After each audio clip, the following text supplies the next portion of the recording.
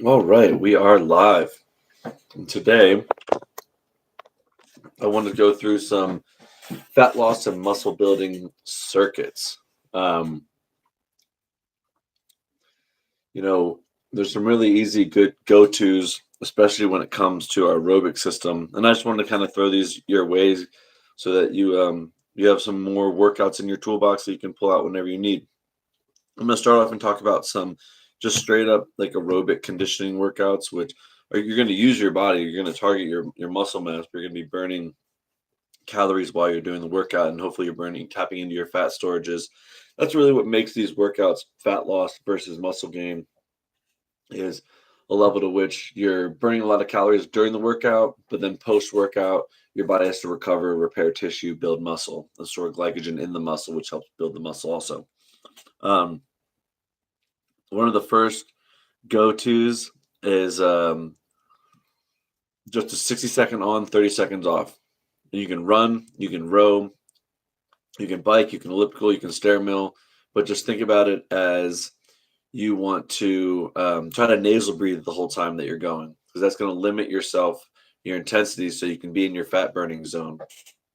They talk about 60 to 70% of your max heart rate because it takes some energy for your body to partition fat into fuel versus glycogen or carbohydrates or sugars are just quick source for fuel. They're like kindling, ready to be thrown on the fire. And the fat is like a wet log with bark on it. It takes some processing for your body to convert it into fuel or ATP. So 60 seconds on, 30 seconds rest. You can think if you want to try to nasal breathe the whole time, or you should be able to like whistle while you go. That can ensure that you're at that lower intensity, so you're in that fat burning zone. Go for anywhere from 12 to 18 rounds. Ways that you can kind of modify that one. If you suck at it, really difficult, go 60 seconds on, 60 seconds off. There's our buddy Eric joining us here. We're just talking about aerobic circuits, and we're just kind of going through the nuances of it. And I was just saying 60 seconds on, 30 seconds off. You can expand that by 60 seconds work, 60 seconds rest if you sucked at it. If you're great at it, expand the work and keep the rest short. Go 90 seconds on, 30 seconds off. Go 2 minutes on, 30 seconds off, or 2 minutes on, a minute off.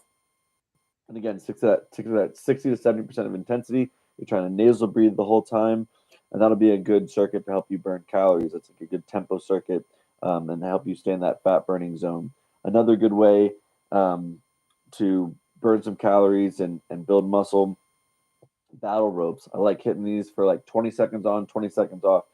Really, when you expand the work for a battle rope longer than 20, 30 seconds, your form starts to fall to shit. So I like a nice quick burst, 15 to 20 seconds, really max yourself out. Then you can drop the ropes for 20 seconds and go again. Do, I would say, 15 to 20 reps of that, 20 rounds of that. And these are, by the way, what I'm talking about is like these are real workouts. Like you can actually just make that the whole workout. You can go 60 seconds on, 30 seconds off your aerobic circuit for 20 rounds, and that can be your workout of that day. And maybe end with some accessory work for your core, your arms, your shoulders, your glutes, whatever your specific goals are.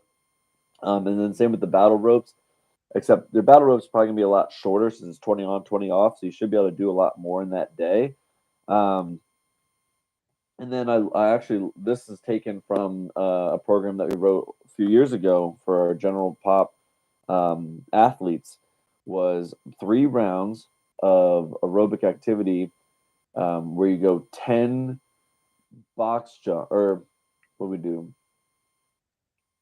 It was 10 high jumps, 10 box jumps, 10 broad jumps, and you rest 30 seconds in between things. And you can mix and match things. You could do like 10 bounds. If you didn't have any equipment, you could do 10 bounds, so forward jumps. You could do 6 on each side of some lateral hops, some like ice skaters or hide ins. And then you can do 10 just vertical jumps. And that'll gas your systems to make your rest really strict, just 30 seconds between things, and keep moving. That's a really good circuit, good aerobic circuit. And then moving into some body weight circuits, we always like to pair opposing muscle groups. So if we're doing like an upper push, we like to do like a lower pull, and vice versa. So if you have no equipment at all, just doing a body weight squat with like a inverted row or pull ups, that's going to be phenomenal combo for you. because you're doing, again, a lower push with an upper pull. You're hitting basically your whole system, front and back, upper and lower. And then another good way to kind of pair that is maybe do like some reverse lunges with some push-ups. So you're getting more of the back of the leg and the front of the torso. Um, Other ways to kind of incorporate your body weight into circuits is I like a simple 20 to 1. So this is a good little workout you can do really wherever. I like using this in my back pocket if I'm, say, traveling to the beach or traveling to a place with no gym, or it's really nice outside and I'm hiking or something. You go 20 to 1, meaning you start at 20 reps and you pick anywhere from 3 to 4, 3 to 5 exercises. It can be squat, it can be rows, it can be push ups, it can be lunges, it can be sit ups. And you're going to start with 20 reps and you complete a full round of all exercises at 20 reps. So you go your squat, your sit ups, your push ups, and then your second round is 19 reps, 19 push ups, 19 squats, 19 sit ups, and then 18, 17, 16, until all the way down to 1. And it's a brutal fucking workout. 20 to 10 is brutal. And then 10 to 1 is a nice, like, downward slope. Um, and then, now that we have Eric on, before we get into some of the more fun metabolic conditioning ones, um, and incorporate some weights, what are some? Do you have some body weight combos that you like that you want to throw out there? A lot of I think the greatest the aerobic plyometrics, the ability to target your type 2 muscle fibers to be more aerobic, have more aerobic enzymes to function better. Like that's the end goal. The 20 down to 1 is great. And then there's another one that's very similar. If you do like 20 on, you start at 20, go down, and then the other exercise you pair with, you start with 1 and go up. So eventually it crosses, you're at like, you're 10 reps and 10 reps, but you're starting with 10 squats, then 1 push up, then it flips. But a lot of times, especially for body weight, it's even if you're doing like A skips for 20 yards, walk it back and do that, repeat that again. You can do a lot of aerobic, I call them aerobic shuttles, where you jog for a distance and then coming back, you might lateral shuffle and then you change it to a karaoke or to a walking lunge. You can do this very well on a soccer field or football field if you have the lines. If you're on a track, you can just kind of measure where you're going. So if you want to go 55 meters jog, and then you can, lateral shuffle for another 25 meters, switch directions, change. It's all going to keep the heart rate between 130 and 150 and maybe even 160. So you're really in that aerobic zone. And what we know is over time, your body's going to switch into a more aerobic zone anyway. So even if you are in a little higher intensity, eventually it's going to get to more aerobic processes of those fibers. So that's fine. And that's what I kind of like to do for like body weight is those small aerobic things that get done pretty simple. You don't need a lot of equipment, but you're going 60 seconds. And I think the best thing to understand is once you're past that 60 seconds of work, if it's at one time, you're in that aerobic zone. That's what we're really targeting. And we're thinking, we're outside of a sprint is 0 to 10 seconds anaerobic. We're 60 seconds plus. That is aerobic. When we're talking about body weight stuff and you're doing 10 seconds on, 30 rest, the rest is so little that it's just automatically targeting that system. That would be my body weight.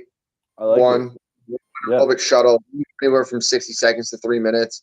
Rest 1 to 2 minutes, and then repeat that 3 or 4 times. But what people do, workout's done.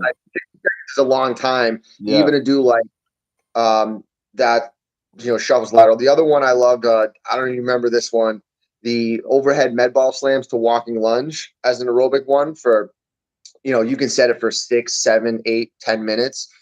10 med ball slams if you have a med ball, and then you just body weight walking lunge, 10 reps, down and back, and then go back to slams. And it's continuous work, but it just keeps you in that aerobic zone. It also is building muscle mass. You're also working type 2 fiber types and type 1 at the same time with lunges. So you're kind of getting this mixed bag of your body's like, I have to build some muscle and I have to get some conditioning in, as opposed to just saying, hey, I'm going to do 30 minutes on a bike, which is fine.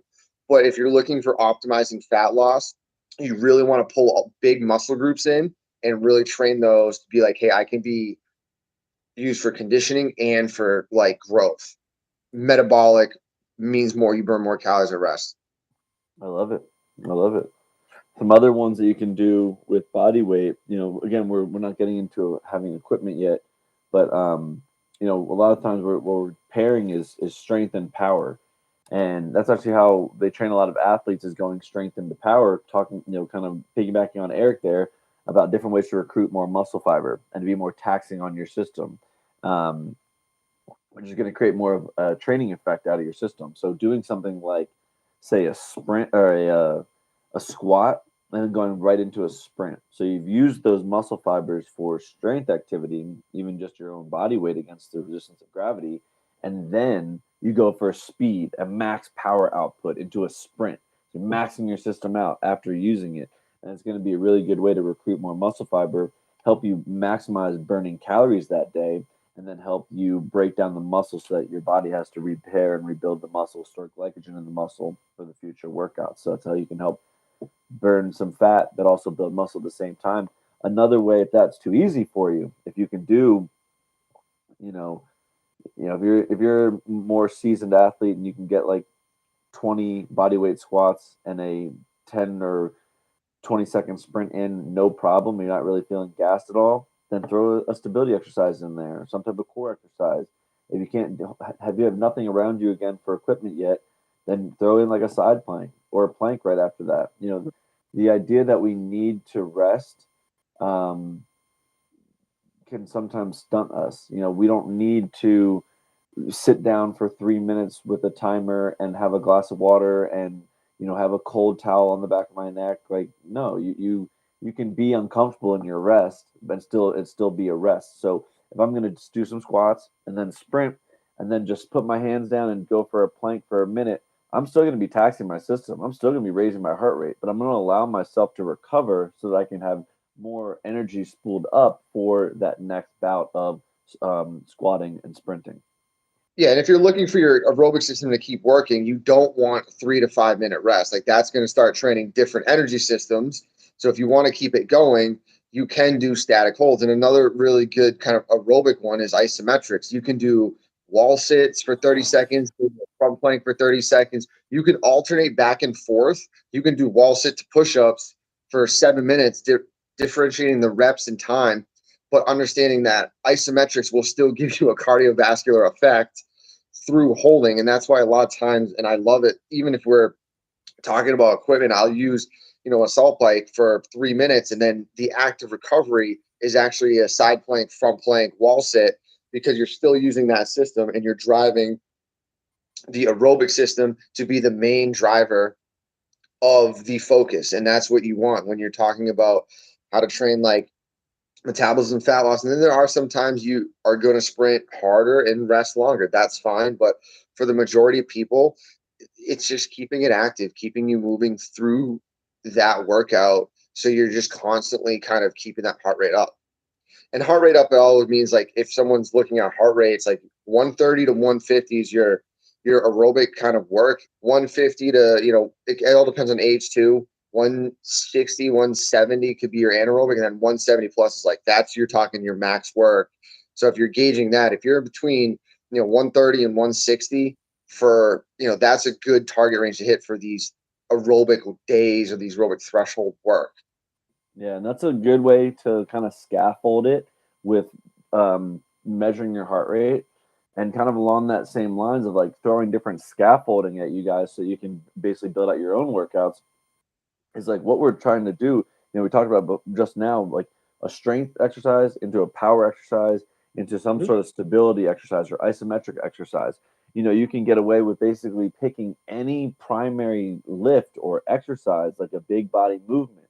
It could be a push up, it could be a sit up, it could be a squat, it could be a pull up, it could be squat jumps, it could be lunge jumps. You could throw lateral lunges in there. Again, we're not with equipment yet, but then some sort of explosive exercise after that. It can be explosive push-ups. You can do, like we talked about before, like hide-ins, like jumping from one leg to the other. You can simply just do jumps. You can just do depth jumps. You can jump down from a foot height and just practice landing properly so you don't feel your joints. this is all stuff that's going to incorporate more fast twitch muscle fibers, which is going to be taxing on the system, but require a little less energy than, say, the strength training that's going to require a little bit more focus, a little bit more energy, and then go into some type of stability or core exercise or isometric hold, like a push-up hold or row hold even, or a squat hold, wall sit, like we were saying. So that's how you can basically start to kind of get into our mindset and our perspective of how we build out these different workouts for different people. Because at the end of the day, it just depends on, like, there's basic movements that we talk about: squat, deadlift, press. But then at the end of the day, it does depend on what your specific goals are, to kind of modifying the nuances of these workouts so that you can get exactly what you're looking for out of these workouts and go live your best life.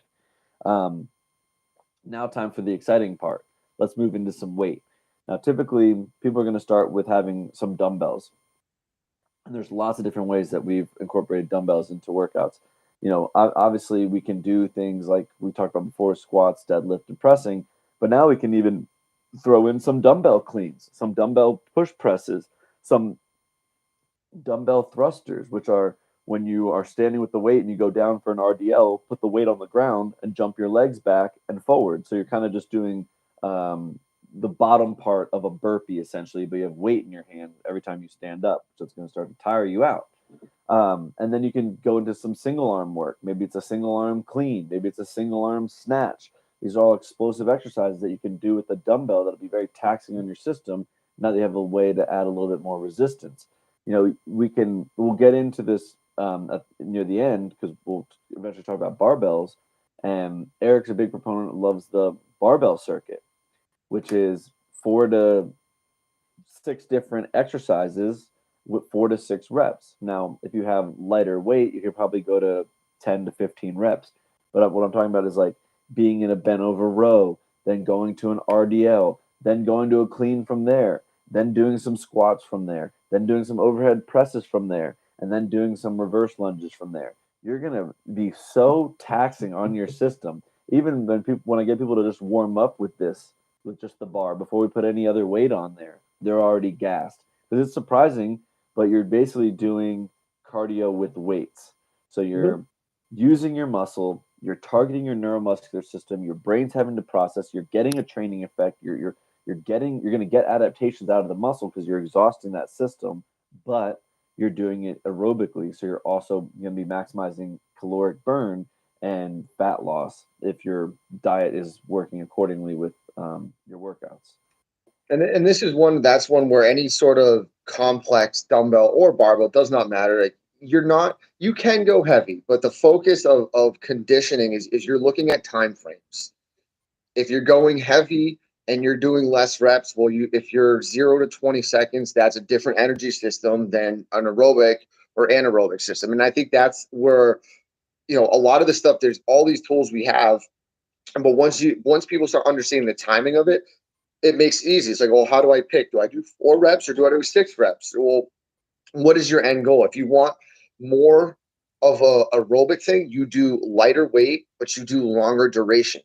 And that's one simple way to do it. So if you take a very light barbell, and sometimes they even do this with an empty bar, and it's 10, 10, 10, 10, 10, and you do 50 reps. If you look at the time, usually it's over about 60 seconds of work, then you recover. That's what you're looking for, is your body to be under tension and moving through 60 seconds. Now you start adding weight, you can drop the reps, you can go for more power, but it changes what energy system you want to use. And I think that's the best part about it. So when you're talking dumbbells, it's like dumbbell clean, snatch to squat. I love that one. You're doing like lightweight, but overall you time people. Oh, that was 45 seconds. And that was one arm. And they're like, okay, now I have to do another arm. And they start to realize, like, okay, this is what's driving the heart rate, and this is what's going up. And I think that's the best part of having like one dumbbell. So our clients will come like, oh, what do I do with one 25-pound dumbbell? I'm like, well, we can do it, right? It's same thing. You can do the same thing with isometrics. You can go isometric to explosive work. That's more type 2. Now, obviously, we're not really talking a lot of type 1 fibers because they're the least adaptable fibers. They will change, but they will hit their ceiling very quick. what I think a lot of people miss the boat is when we're talking fat circus or aerobics, they hear, oh, aerobics is a walk or, a slow bike ride, which yes, it can be, but those fiber types only can change so much. We're here talking more type 2 because they're more metabolically active and they have more adaptability percentage of change. And that's what we want to target for people to allow them to have good lean body mass, but also be metabolically healthy. And if you're somebody who has a good amount of weight to lose, or your main focus for these workouts is the fat loss side, then you need to think about that weight doesn't matter. What matters is that you keep going. So I think so many people get into the habit of, well, I did the 25, that was super light. I can do the 50. Now they do 3 reps of the 50 of a single arm snatch and they're gassed to the point where they've hit a wall and they need to sit down for 3 to 5 minutes.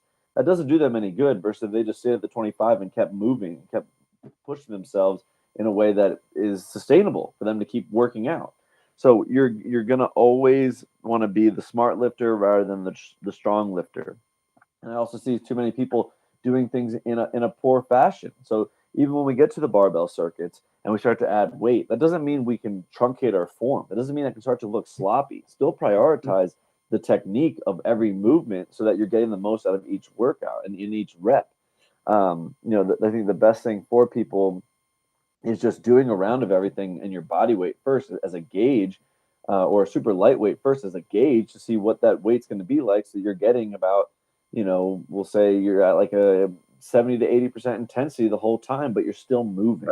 Because if we get you to sit down, if we get you to take longer rest periods than say 2 minutes in these metabolic conditioning workouts, then we've failed. We failed at writing the workout correctly. We failed at sticking to the appropriate workout rather than getting our ego involved.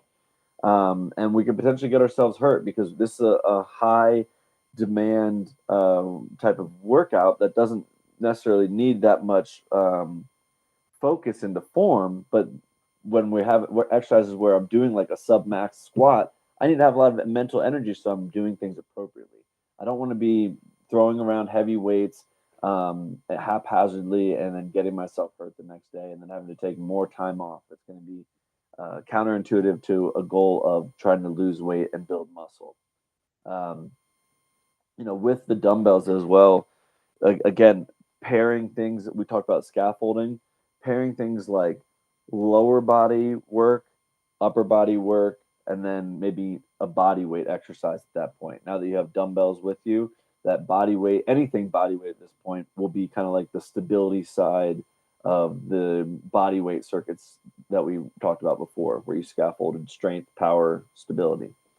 Um, Moving right along, we have some fun. We're sick trainers here. We have some fun barbell workouts, and I'm going to highlight one that Eric likes, and it's basically the whole workout is this: you go 3x8 squats, 3 sets of 8 reps, and each time you're supersetting that with a 400-meter sprint. So you want to be at probably like an 80 to 90% of your max capacity for that squat. So full range that you can do, and sub-maximal load, 8 reps, go right into a 400-meter sprint. That's one lap around the track. And now this one you can rest for 2.5 to 5 minutes before you go through another round. But all you need is 3 rounds of this workout, and you will be dead, gone. Yeah, most time people get to that first one and they hit that second one. You're like, oh, there's only 3. It seems simple, but it is a very gruesome workout. It's fun, it's quick, it sucks, but it's worth it. I mean, you can do it. If you don't have the heavy weight, you can take a heavy goblet squat. You can do it with cleans. You can do it with snatches. But that it's more like that 400-meter sprint. If you don't have a track, use a rower. If you don't have a rower, use like an assault bike for like 30 or 40 seconds. Pair something. It's around 40 seconds all out. Like your body is gonna feel it, and it's one of those things that's a conditioning day, and you just got to get it done. That's for the advanced lifter, definitely, or the athlete. You will absolutely love that workout. And that will absolutely knock you down a peg. Now, when it comes to the barbell circuit, similar to the dumbbells, we've talked about 4 to 8 reps of everything, 5 to 8 exercises, and do 3 to 4 rounds again. If you're taking your own body weight and you go bent over row, RDL, clean, front squat, press, back squat, you're going to be gassed after 3 to 4 rounds of that, of just doing even 4 reps of all of those at your body weight. You're going to be taxed. You're going to tax your system. Another one that I really like that we used to do all the time for deadlift, but you can do it for anything really, is you take your body weight on the bar and you do 10 by 10 with a 10 seconds rest. So you go 10 reps, 10 seconds rest, and then go again. And you will be, again, taxed. You'll overload your system. You will max yourself out. That is the entire workout. You can also do things like use that as like a workout burner. So if you wanted to do like 50% of your body weight and just burn out 10 by 10 with 10 seconds rest, you're basically doing 100 reps of something in a short period of time, and you're going to tax your nervous system, you're going to tax the muscle, and you're going to burn calories for sure. We're approaching that 30-minute mark, and I'm kind of running out of circuits here. Any others come to mind that you like good go-tos? This one is kind of you can use one exercise. You can use hang cleans, you can use squats, you can use deadlifts, you can do the bench, but you're not going to get as great effects. So you take an intensity, and it could be, the programs I've done this with, they call it the pressure cooker. You set a clock for 10 minutes, you put, 80% of your squat max on, and in 10 minutes you go, okay, you have sets of 2 or 3, it could be 4 reps, or it's also called escalating density, right? And then you go 3 reps, you rack it, and the clock's running, but you got to get as many rounds in that 10 minutes as possible. And that's going to kind of drive you to compete against the clock. So you do 3 squats, you rack it, you look at the clock, okay, I got to get as many rounds in. So you're really resting 20, 30 seconds, you're going under load again, and that drives the heart rate up. And you can do that for 10 minutes. Another one, if you do have 2 exercises to do, is I love escalating density. So you pick a deadlift or a bench press, and it could be any paired. You set the timer, you set the amount of reps that you're going to do with those exercises. So if it's 5 reps, you pick that, then you pick a weight that's challenging. 5-rep deadlift right into the bench, 5 reps, and there's no break. You just try to get as many rounds in of those 2 as possible. Now, if you do it at lighter weight, you just up the reps. You're going to get a heart rate. If you do at lighter weights, you're also going to drive hypertrophy. You're going to drive volume. If you do it at heavier weights, you're going to drive strength and hypertrophy because of the volume, and you're getting that conditioning effect. And this is like a trifecta of like you're pushing your system for conditioning, but you're also getting that strength endurance. Like, can you take load, keep moving it without recovery? And I think that's one, especially like the, Pat Davidson's 30-30, 30 seconds on of a deadlift for 15 reps, rest 30 seconds, and you're going 10 exercises, whatever it is. That is what's going to kind of drive that conditioning. And there's also days where I pick 5 exercises and I'll go back to back to back to back to back, 5 straight, heart rate's up, then you can rest 2 or 3 minutes, hit that circuit 2 to 3 times. So you're not really allowing the body to recover fully, but you're driving that conditioning. And it's more of a conditioning workout with weight training. So people have to understand the intensities are not going to reach probably over 75% of your max at any of these lifts, or you're going to impede the next one. But those are really the fun ones that you can do in a gym if you have limited time, or you have a timer and say, hey, I got to set this timer and I need to go.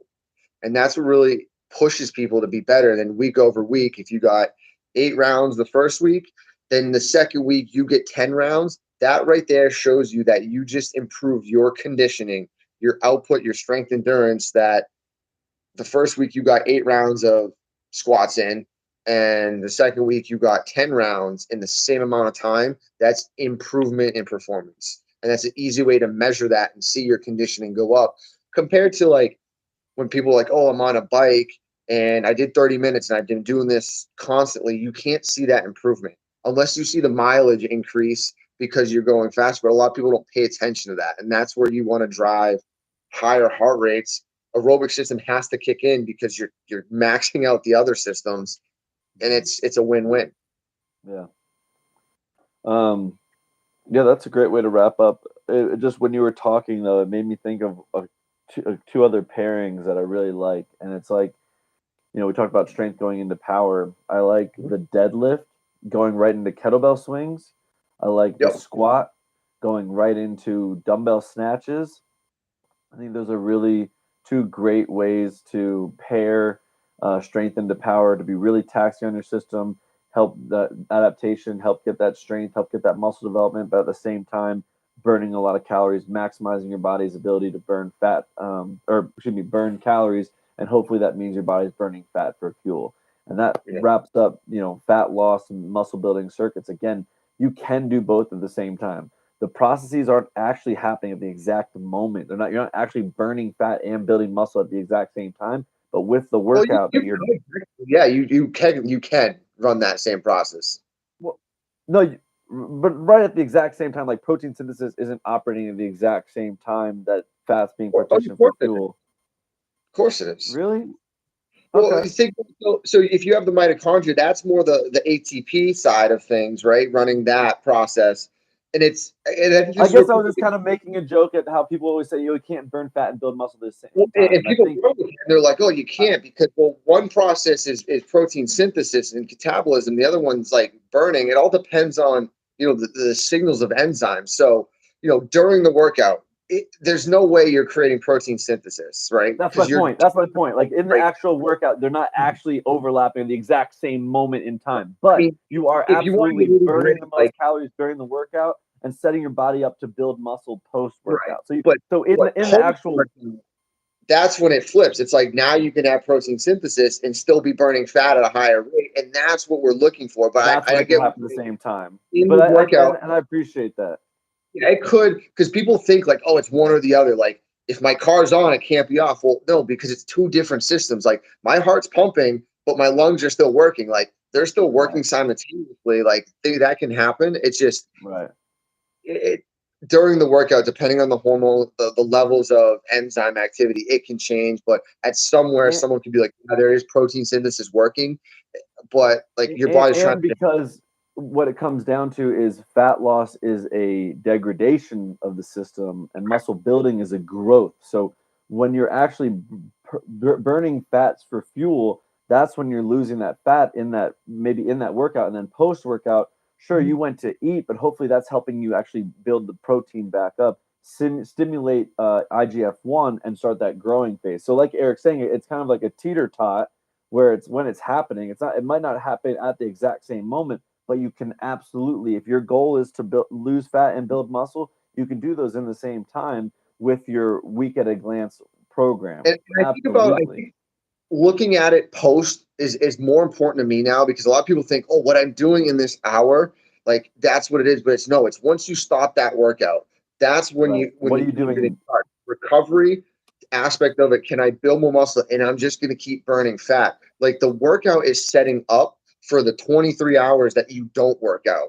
And that's the most important thing. But I think we all gotten this view 1,000%. of looking at it like, oh, I'm burning muscle and fat at the same time, which yes, you are. You're burning muscle and fat because you're breaking it down, but you're doing it to signal I need to build up a better system, right? So it's like the definition, if I were to destroy the wall behind me, I'm taking a sledgehammer to the wall.